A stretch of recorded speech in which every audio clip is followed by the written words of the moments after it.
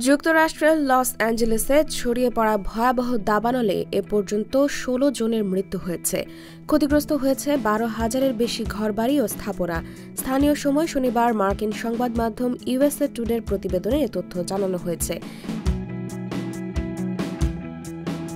এতে বলা হয়, অগ্নি নির্বাপন কর্মীরা দাবানল নিয়ন্ত্রণে সর্বাত্মক চেষ্টা করছে।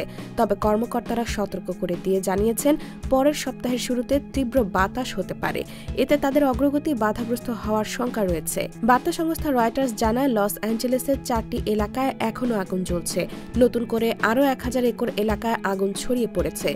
এ অবস্থায় ১ লাখের বেশি বাসিন্দাকে সরিয়ে নিতে সতর্কতা জারি করা হয়েছে। গত মঙ্গলবার লস অ্যাঞ্জেলেস কাউন্টির আশেপাশের দাবানল ছড়িয়ে পড়ে। মার্কিন প্রেসিডেন্ট জো বাইডেন লস অ্যাঞ্জেলেসকে যুদ্ধক্ষেত্র হিসেবে বর্ণনা করেছেন। তিনি আশঙ্কা প্রকাশ করে বলেছেন, মৃতের সংখ্যা বাড়তে পারে।